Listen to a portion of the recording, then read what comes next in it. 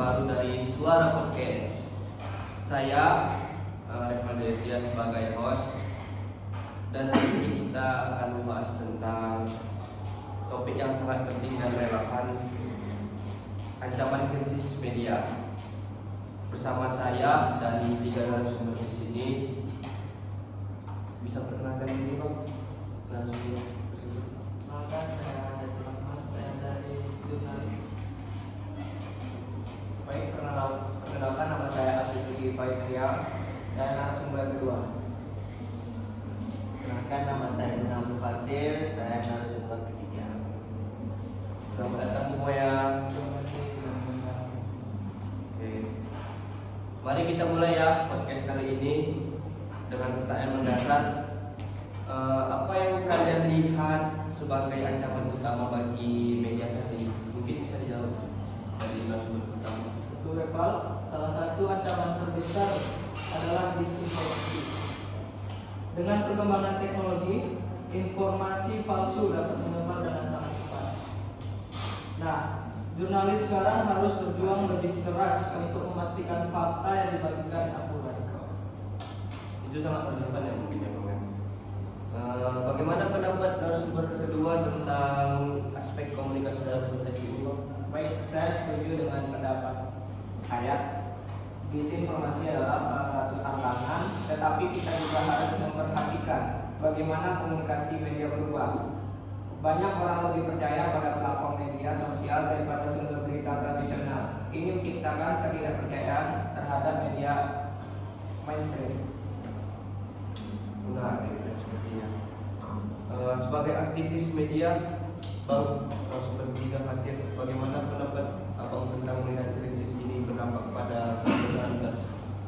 Menurut saya, krisis ini sangat berbahaya bagi kebebasan pers.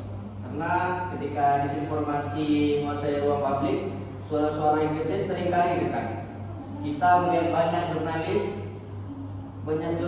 yang diancam atau bahkan dibungkam karena mereka mencoba memberitakan kebenaran. Ini adalah masalah serius yang harus kita hadapi. Sangat mengkhawatirkan sekali ya. Sekarang mari kita bahas tentang solusinya. Apa yang bisa dilakukan oleh media untuk mengatasi ancaman ini, Bang? Menurut saya ya, media perlu meningkatkan literasi di lingkungan masyarakat.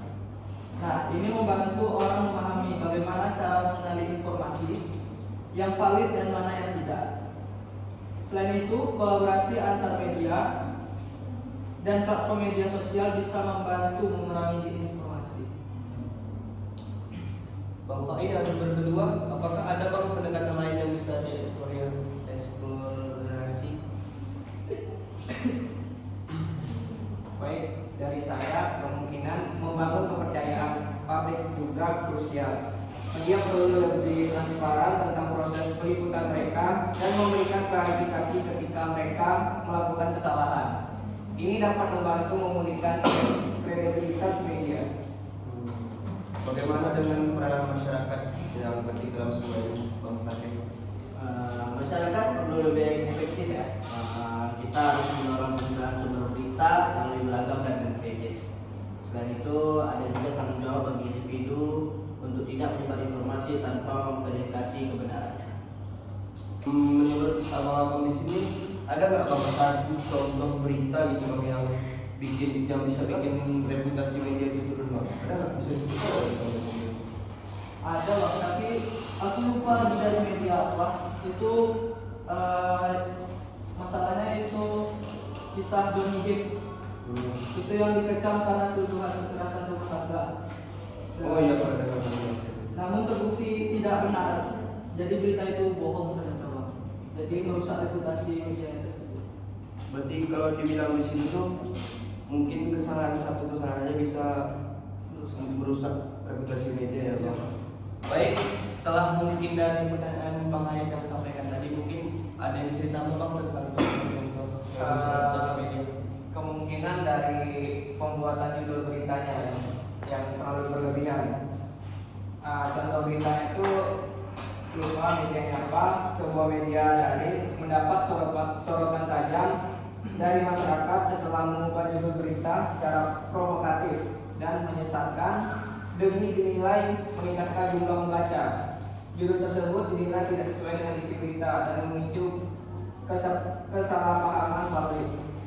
Berarti bisa dibilang marketing lah Ya, sangat penting itu sebelum diterbitkan. Ya, karena dia judul itu kan memang awalan dari sebuah judul juga, jadi paling pengaruh lah di awal. Misalnya kita udah salah di awal, pasti orang pasti tujuannya di situ.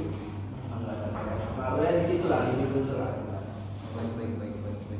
Ini bang, aku mau tanya, kalau menurut abang gimana soal yang kamu tanyakan tadi dari pandangan abang? Ya menurut saya mungkin media harus berhati-hati ya Bang ya dalam menulis berita sebelum disampaikan ke publik gitu kan.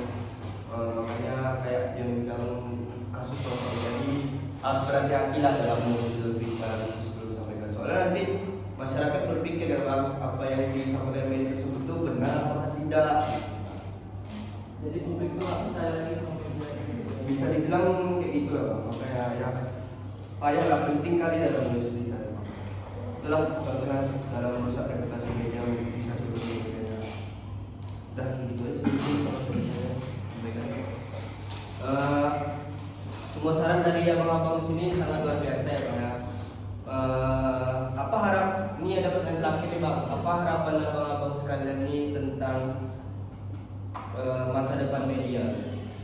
Kalau dari aku sih bang, aku tuh berharap media tuh bisa kembali menjadi sumber terpercaya untuk masyarakat. Jadi tidak membuat berita salah-salah, tidak menyebar hoax kayak gitu ya, atau membuat berita-berita bohong atau mencemarkan nama baik orang kayak gitu bang.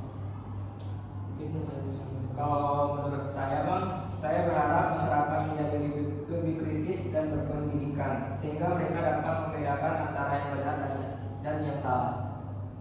Kalau menurut saya berharap ada lebih banyak dukungan untuk kebebasan pers di seluruh dunia ini. Untuk adalah adalah hak yang sangat fundamental. Baik, terima kasih banyak kepada narasumber sekalian. Terima kasih Bang. Terima kasih Bang. Atas pandangan dan wawasan mereka ya di sini teman-teman.